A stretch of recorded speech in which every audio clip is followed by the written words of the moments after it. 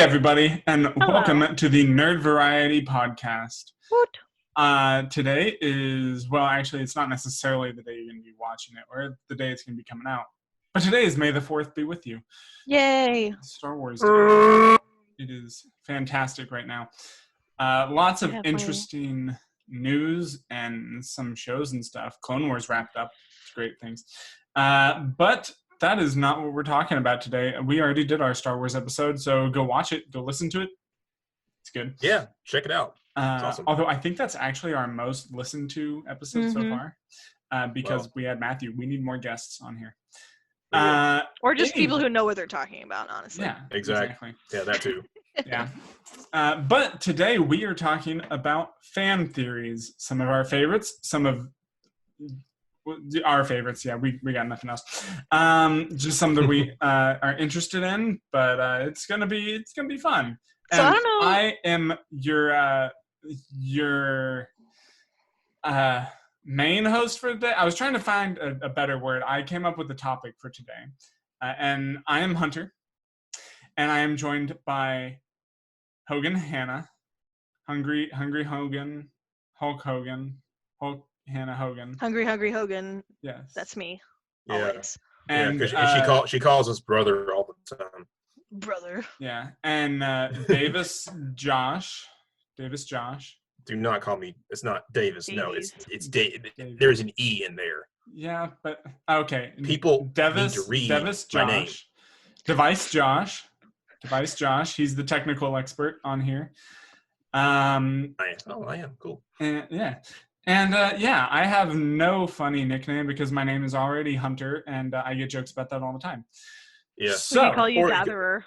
Yeah, see, I get that. But I feel like you've only said that before. I don't know. Or you can also listen to the two other episodes where I've, given him plenty of other nicknames. I don't know why you keep trying to do nicknames. It's clearly Josh's job. Yeah, it is. Anyways. So I actually have a question about fan theories, if we can move on to our topic. What? We want to chat for like 30 minutes first. But I have a question. And then save the last 10 minutes for intense chatting on our topic. My question is, are these fan theories, because I know about me, but are these fan theories that you guys actually believe, or just that you'd be like, that'd be cool? Some of them I want to believe. Yeah. Okay. And there's some evidence. Some of mine, which I may or may not talk about, are very loosely supported, but supported nonetheless. Mm-hmm. I think at least one of mine may have been straight up confirmed, but I don't know that I'm going to talk about that one. So it started out as a fan theory. About it. Okay, fine. So I believe some of mine. Yeah. I believe some. Have a good. There's some that have. Yeah. Yes. Some of mine have a good bit of support, or maybe are just kind of, not like the creators haven't put their foot down and said, yes, that's correct. But they say, oh yeah, well that's a good point. You make a good point. That could be, there's a little, something that there's some evidence to say, oh yeah, this actually did happen, but maybe you're kind of overthinking it. And then there's some that I was like, putting the strings together. Oh, okay. Ooh, I see it. Yeah. I know you guys don't see it, but I see it. It's there. It's right there. No, it's there. I get it. I'm imagining Charlie Day in my head with the board behind him and the cigarettes. I was going to say we're all Matt today. You should be imagining. Yeah. Yeah. Yeah. So you guys just want to get in it? Let's do it. Yep. Okay. All right. Well, I'll lead us off with a theory that I don't now. Okay, so this one I will say my personal take on it has not necessarily been that it has to be a theory necessarily like in game, but I think it's something that at least feels likely to have inspired the structure of the game, and that is the fan theory for Legend of Zelda Majora's Mask that throughout the game it's about Link going through the 5 stages of grief after I've heard that one. After the end supposedly after the end of Ocarina of Time, where it looks like Navi kind of leaves, but there's also a fan theory that she actually died, because like her mission was accomplished or whatever, and then she just went away, and then of course Link was left to mourn and then went to look for her and everything. That's why everything gets so weird after the intro to Majora's Mask, and things are in a very different state from even, say, Ocarina of Time. Now, things are weird in all of Legend of Zelda games, but this one a little more so, probably. And so that you get the whole 5 stages of grief in that the first one, let me think. The first one starts with denial, as in with the village people. The river in Egypt. Yeah. The people of the village, Clocktown, I think it is. And they, pretty much everybody in the town is in denial that anything bad is going to happen. They don't think the moon is actually going to crash and destroy their world and everything, even though it's clearly there. And it's clearly, that's like the whole point of the game, basically, to stop the moon from crashing. Then you move on and you get to the Deku scrubs. I have to remember the names for all these things. Scrubs. Yeah, and the king, he's missing his daughter. His daughter was taken into the Temple of Air, but and he's supposed to represent I think anger, because he's angry at the monkey and everything because he thinks that he took her daughter, so he's trying to kill him. And so again, very angry, and that's what his representation of it is. Then you move on to what are those rock-like people? It starts with a G. I'm totally blanking. I think it starts with a G. A Geoman? No. Anyways, the stone kind of cave people, basically. They're supposed to represent bargaining, because you interact with the ghost there who begs and pleads with you to bring him back to life or something, and can't do that. Instead, he finally just I can't. He gives up. What? I'm sorry. Yeah. It would just be really awkward. I'm sorry. I can't. He comes to accept it, though. He comes to terms. He kind of goes through the 5 stages himself, probably, though I can't remember if that's actually true. Then after bargaining, you end up with the Zora, which I think that's depression, because it's I guess the mother, Zora, has a bunch of babies and they're stolen. Her eggs are stolen. And she's just really sad the whole time. She's silent. She just doesn't do anything except I don't know what you call it. She has a vigil or something where she's basically mourning the loss of her children or something. But eventually, of course, you go get them and everything. But yeah. And then I think the last one, I didn't remember originally when I heard this theory what the last stage was and how that was represented, but I just read this time when I looked it up for this, it was when you're playing as Link and you climb the tower, the stone tower. It's supposed to be him reaching the highest peak and being enlightened and coming to accept it all. So that's the acceptance, and that's supposedly the whole 5 stages of grief. And the reason I started this off by saying I don't know necessarily if it's a theory or if it has to be a theory is because whether it was done purposefully or not, it's definitely there. There's no way I don't think you can really deny that it's not there, and it doesn't progress like that. So again, that could be a very strong influence in terms of the game designers with how they decide to progress it all. Yeah, it's kind of a theory just in terms of the theory is that it was intentional, not that it's there. Yeah. Mm-hmm. Right. Yeah. So, but no sign off from the creators. Or how old is this theory? I don't think so. I don't know. I want to just say as old as the game. It's pretty old. It is pretty old. There were some other things. some other Majora's Mask ones, especially because that game's so crazy. There's a lot of room for theories, but yeah, again, I like that one. There's also one that's it's kind of I guess parallel or adjacent to it, whatever. It's the theory that, well, instead of Navi having died and Link going through the 5 stages of grief, it's that he dies at the beginning when he falls through that hole or something, that like Skull Kid kills him, and then he's like in purgatory the rest of the time, which is why you're interacting with all these dead people and taking their place and all that. It looks like the theory is. Looks like most posts about it are about 5 years old, but I'm seeing one that was in 2013. Yeah, it feels like it should be older than that, but I don't know. Yeah. That was just because super fast Google search. The game was like in 2000 or something, wasn't it? Maybe even 99. But the 2013 article says this theory's been around for a long time, but that's all I can find. So maybe it has been since the game came out. There was also the one about like, I don't know if it's as much a theory, it's just kind of a creepy little thing, but there was that like that kid's like game cartridge that had like this weird glitch thing with it, and it was supposed to be something about like someone drowned or something. It's like a dead kid's soul trapped in there and everything. It's supposed to be creepy.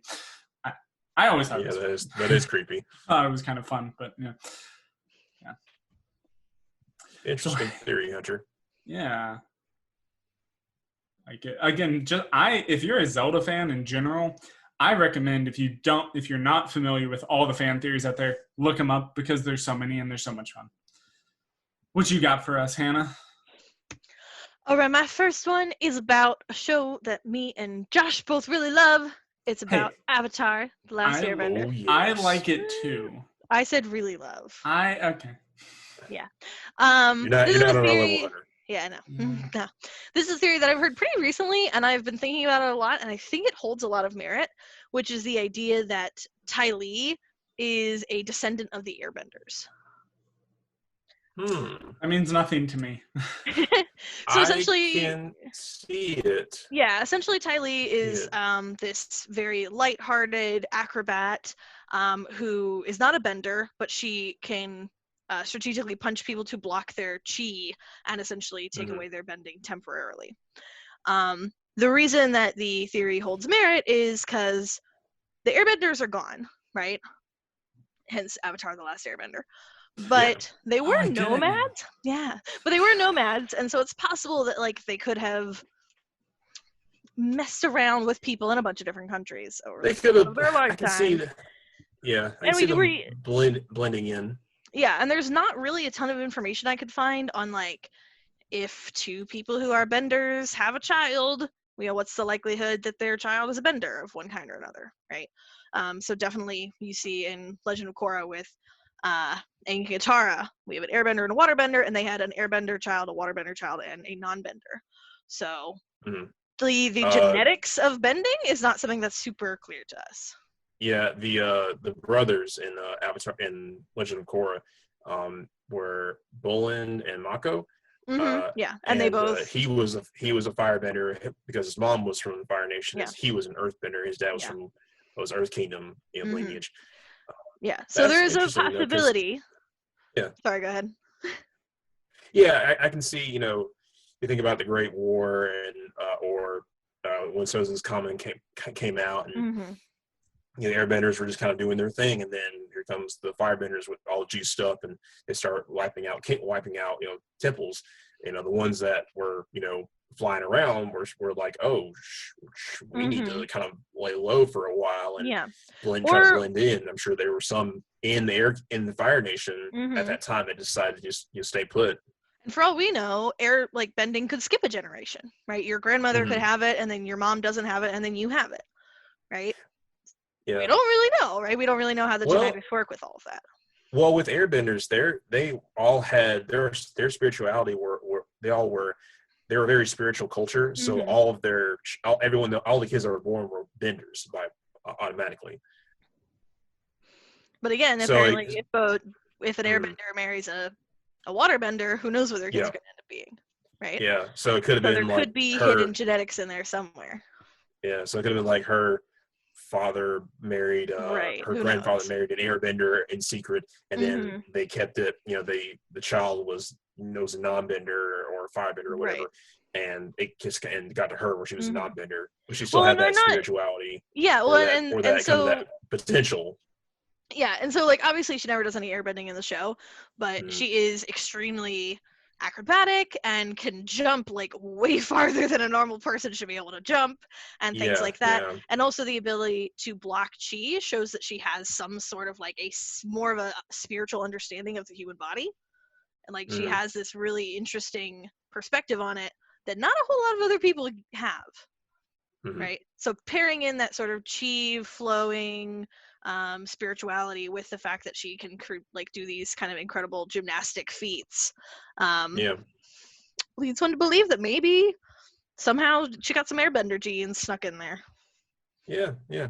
Her whole personality doesn't really match with Azula and No, no, Mai, you could say she's a little bit uh, of an airhead. hey, yeah, Hey, jokes. yeah. Yeah, So yeah, that theory is plausible. Yeah, yeah, I just think it would be cool. I think because we don't really know much about her. I know that there's like more about yeah, her yeah, family and her backstory thing in like the comics, but those are not really generally looked at a whole lot.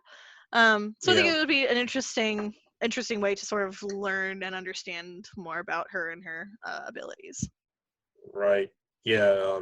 Nickelodeon needs to get on the ball with making some animated movies out of the comics. Yeah, that'd be cool. Just give us something to bridge the gaps. Yeah, Or do those live action. I'd be set for that. yeah, or just an easier way to find the comics because I've read a couple, but I can't find most of them. I like don't Yeah. know what is out there. I would love to Yeah. read them, but I'm like, oh. Yeah. They've been pumping out those like Avatar comics to bridge the gap, and also Korra has comics too. Like Mhm. after the end of season 4. So I'm Yeah. like, I'd love to read them, but where are they? Where are they? Yeah, but that's me. Did you enjoy that, Hunter?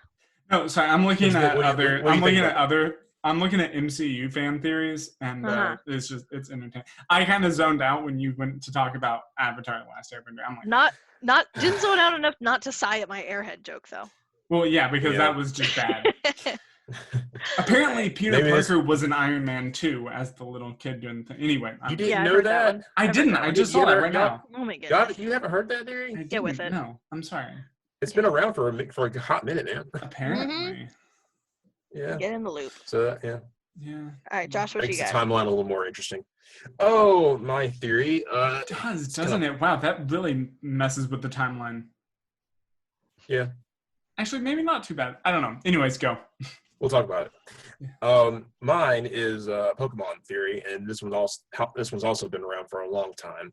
That Pokemon takes place in a post-war society. I think I've heard that one. We have a lot. Yeah, Yeah, that's a popular we've one. had a lot. Yeah, and the creators haven't really come out and said, yeah, that was the whole thing. You got us, or no, they're just making a game where you collect Pokemon and fight and fight, make them fight each other. But the history, the world's the setting and the characters kind of make it lean toward that way. You look at all the trainers that you play as, they don't have both parents. I think in Gen 3 you finally have a dad that's running a gym. But yeah, they're terrible. You just have your mom. Kids are entrusted to go out into the world and do research, which implies that, oh, why are we trusting kids to go out and do this research? Why aren't adults with degrees and experience going out and do that?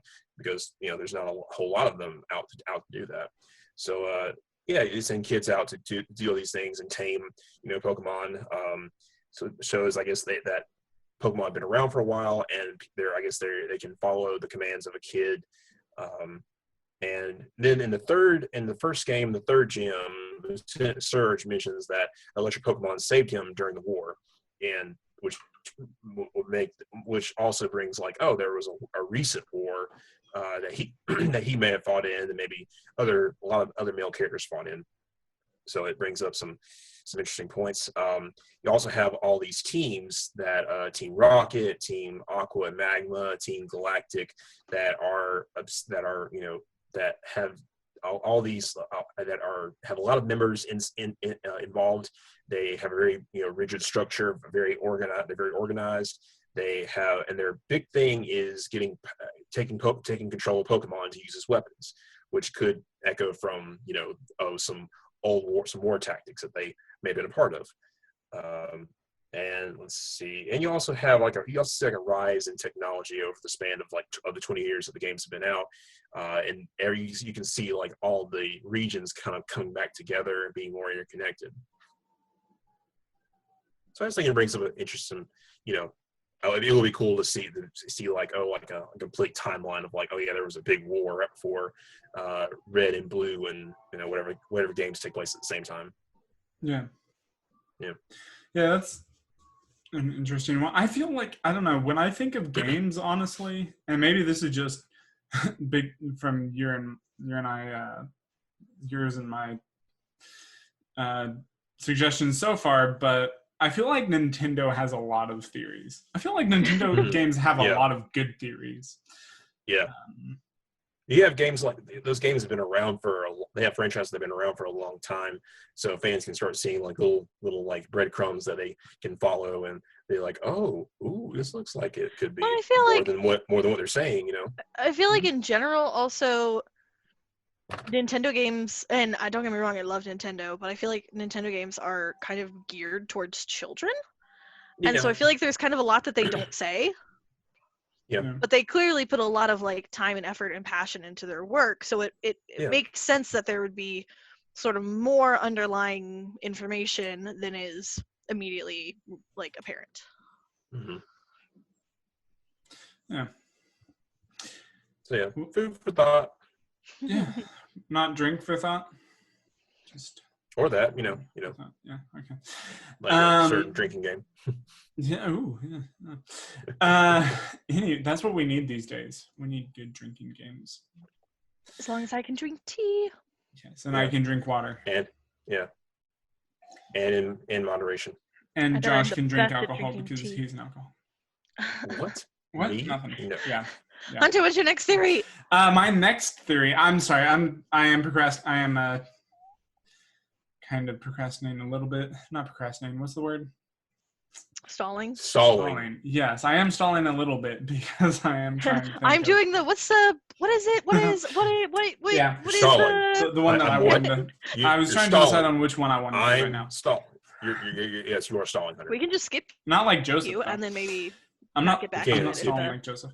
No, okay, sorry. Because I'm between the two Star Wars ones, I guess, but I'll go with the maybe more serious and more likely one that now I will look this up actually because I feel like I've heard a couple different things.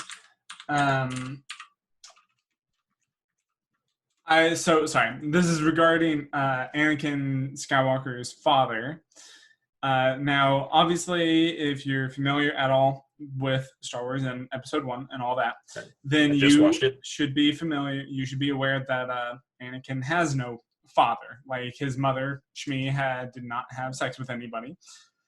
Well, so she claims, or so she claims. Yeah. But just had. Just one day had Anakin, was pregnant with Anakin.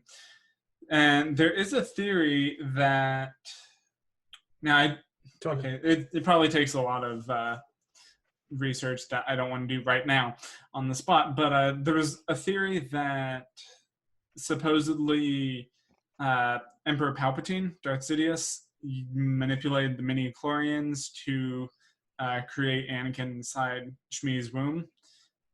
And you get this line in Revenge of the Sith, I believe it is, when Palpatine is talking to Anakin, and he says, the dark side is there are many abilities that some may consider unnatural, and said some have even been able to create life, I think, or maybe it was manipulate life.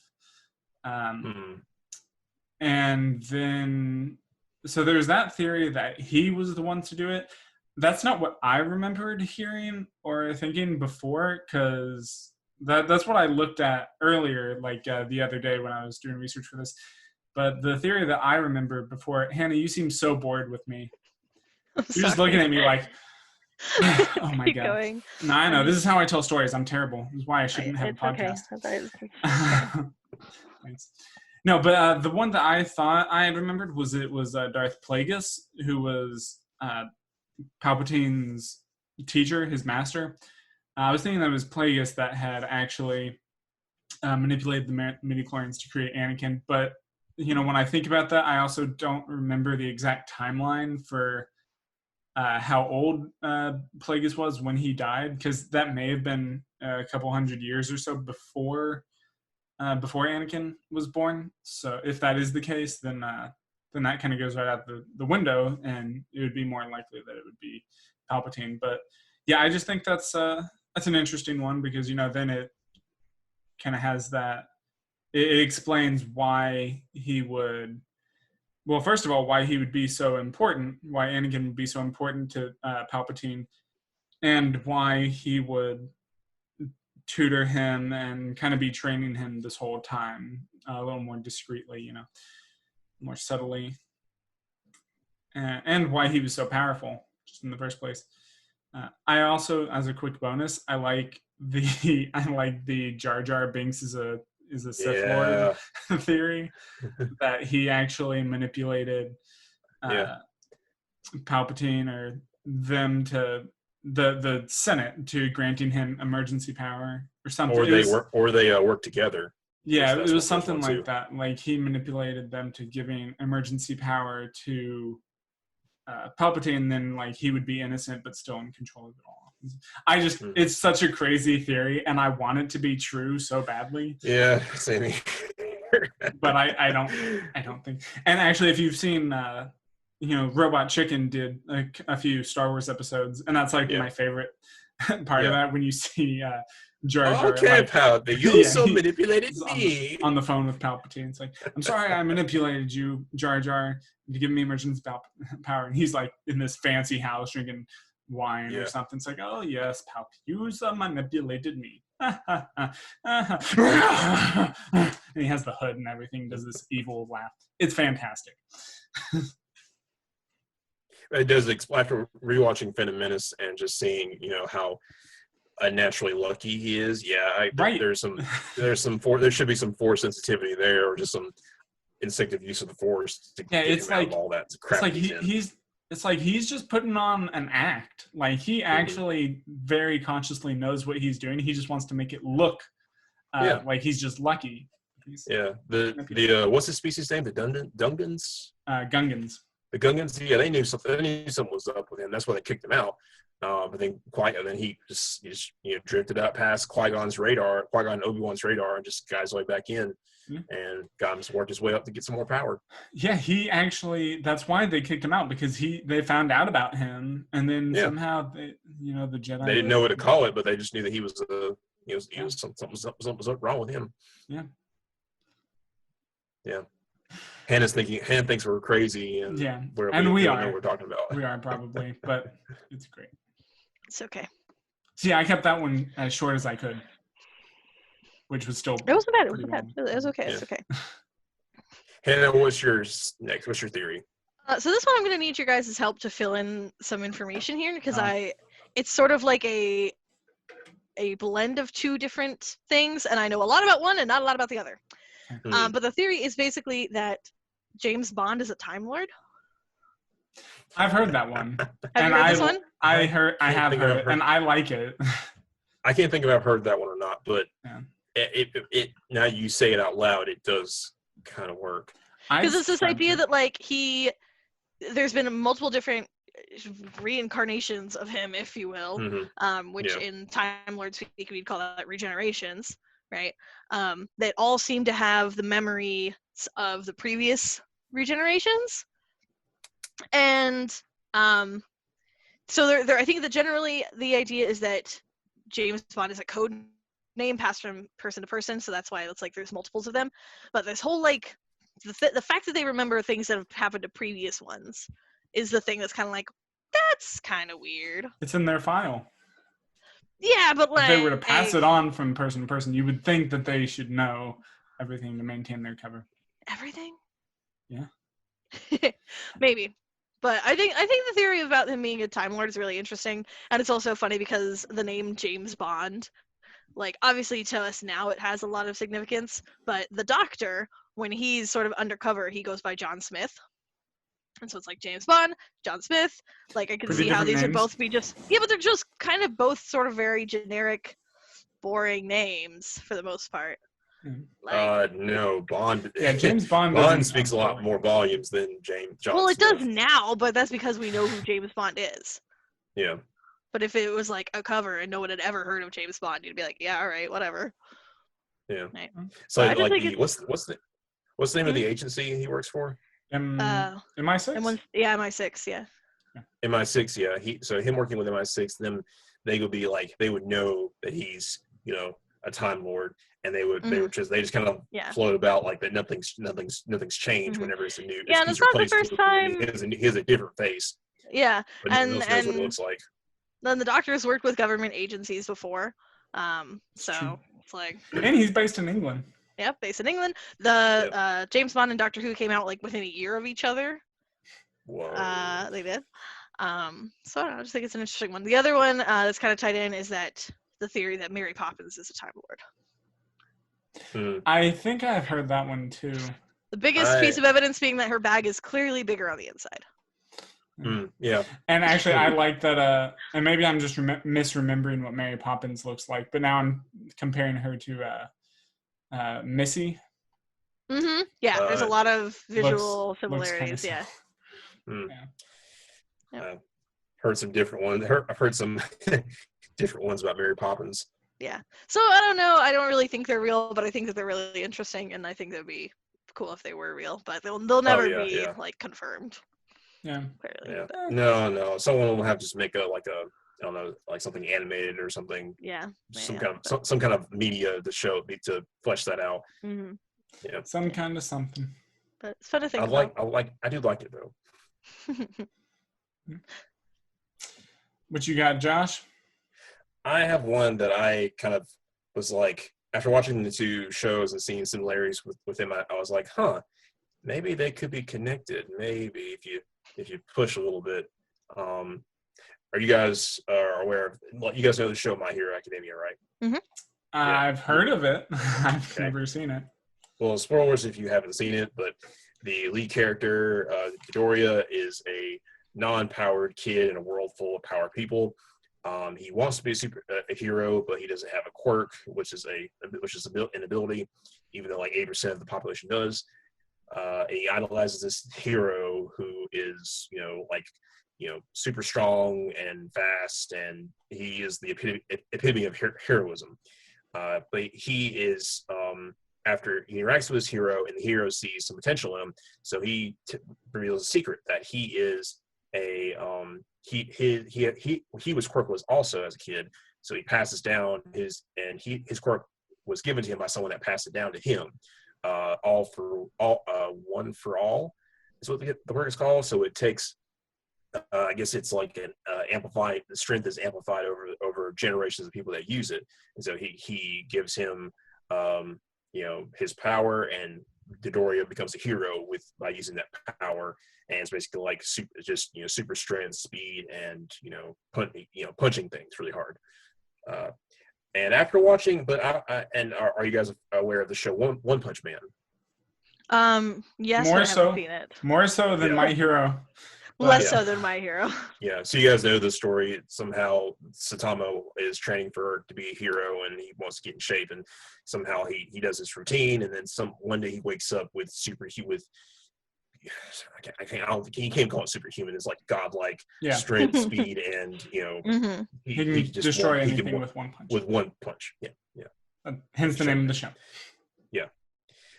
So my theory is that they are connected.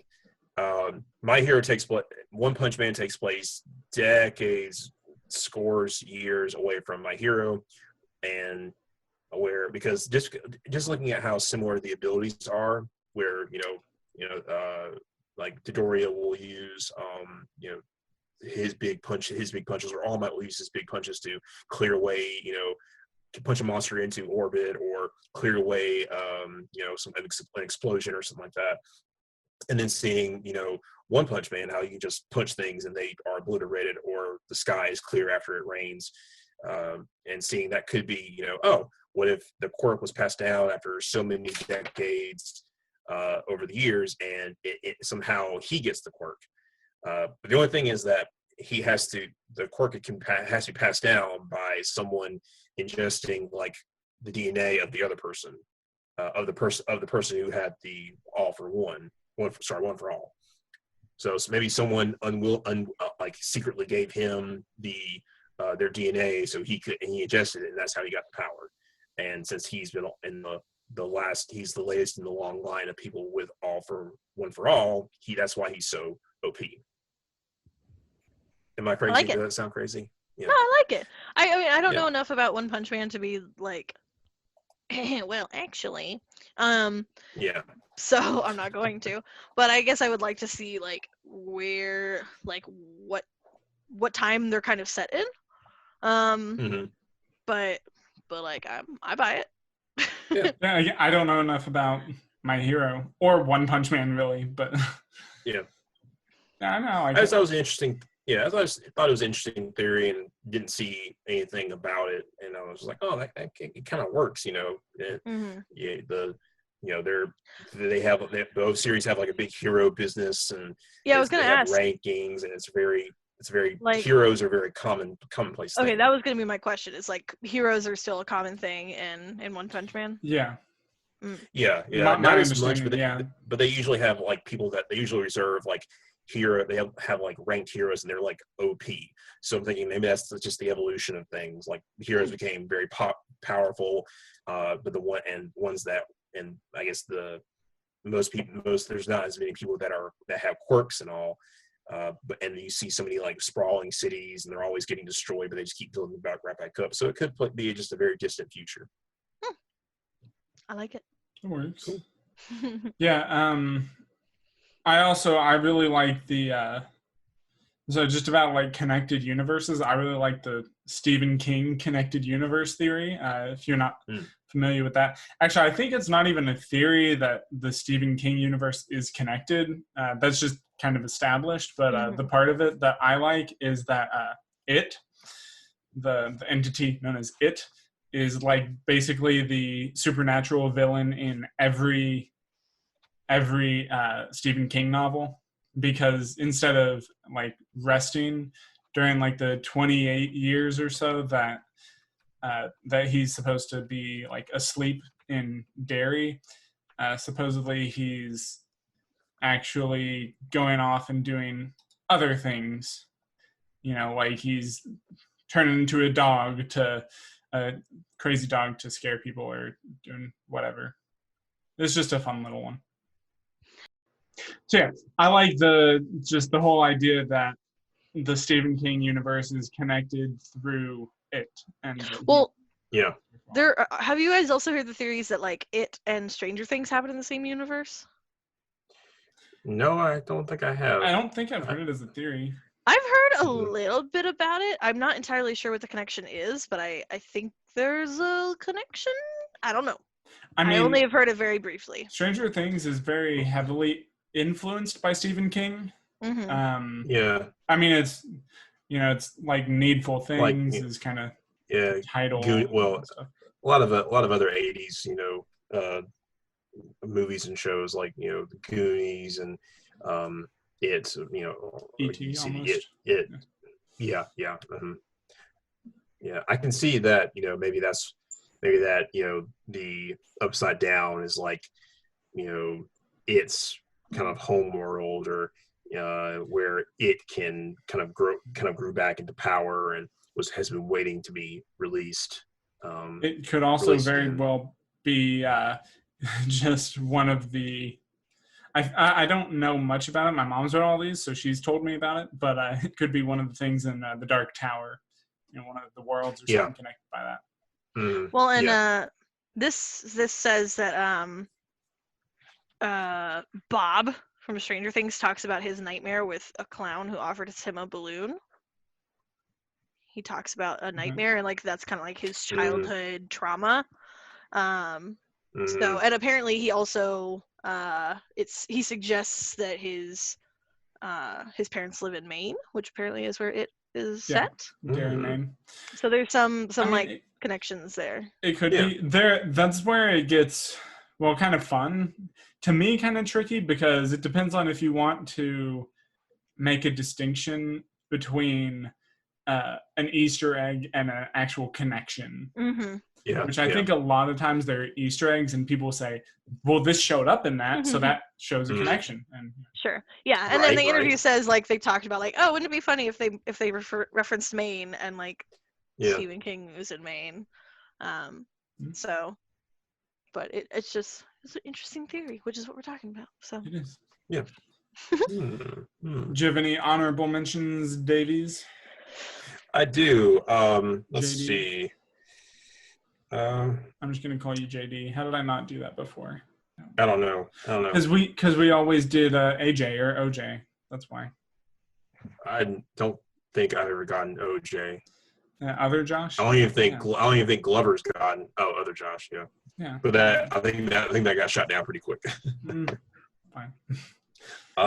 Yeah, there's a couple of one from like animated shows.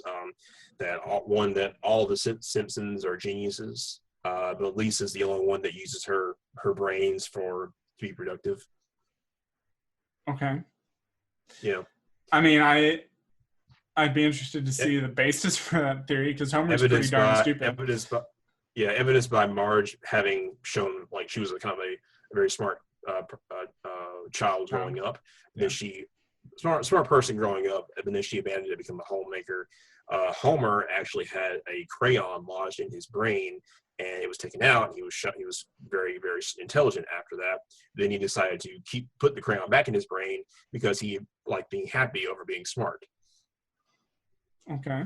And Bart actively shows his genius by causing mayhem and pranks and following in his dad's footsteps, choosing happiness over the stress that comes with being smart. I guess I could see that. That one's a little far-fetched for me. Really? Yeah. Well, you see what about the baby? Maggie. Yeah, Maggie. Yeah, she's like an evil genius in the making. She's kind of evil, yeah. Yeah. So super intelligent. So. Sorry. I had some more. Okay. Scooby-Doo leads the mystery gang into frightening scenarios because he is an entity that feeds on fear. I can see that. He's it, basically. Another incarnation of it. Exactly. Yep. He takes them around so they can be scared out of their wits. And also, there's also one that Fred and Shaggy are fleeing the draft, and Fred took his wife Daphne and Velma, who's an activist, and they just go around solving mysteries. Yeah. Sorry, two more, I promise. Let's see. Joker was an Iraqi war veteran who came back and decided to wreak havoc on the city, and he used his old tactics to do that. I also think I've heard there was a theory that Joker is actually just a lot of different people. That's the fun about it. Yeah, because he can. It's just the makeup and everything, really, and kind of the attitude, just the craziness. But the Dark Knight was a Afghani-Iraq war veteran. Oh, okay. Yeah. Let's see. Breaking Bad is in the same universe as The Walking Dead. I know they pointed out lots of similarities and a lot of similar themes in the show, and they made some references that maybe like Daryl has come in contact with Jesse, and you can see there's that blue sky meth is around. There's a character named Glenn who was moving a red car out of the way for Walter White. Okay. Yeah. I've not heard that one, I don't think. Yeah. Seems kind of far-fetched again. Maybe that's why these are honorable mentions. Yeah, exactly. Let's see. I think my final one is that Now Hannah's SpongeBob. bored. Okay, here you go, Hannah. SpongeBob is nice to Squidward because he knows that he's Squidward's only friend. Aw, that's I mean, cute. that just seems Yeah. true. Yeah. That's sweet. And that's why Squidward's always sad and depressed whenever something happens to SpongeBob and he's gone.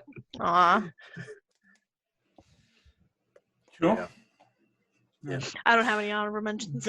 There, you already did an honorable mention. Did Yeah, it was the Stephen King one, right? Or was that mine? That was kind of building off of yours, yeah. Whatever. Anyways, I love at least, fan theories. You guys might. Hannah, it seems like you have a harder time with these, so maybe you don't as much. I just don't Josh know definitely loves fan theories, it seems. Yeah. There are also a lot of Rick and Morty ones that are fun that we just didn't get to. But we'll have to do a whole episode about those. We'll just have to do a whole Rick and Morty episode. Yeah. Hannah, you can sit out for that one. Okay. I give you permission. But yeah, so let us know, talk to us on social media or wherever.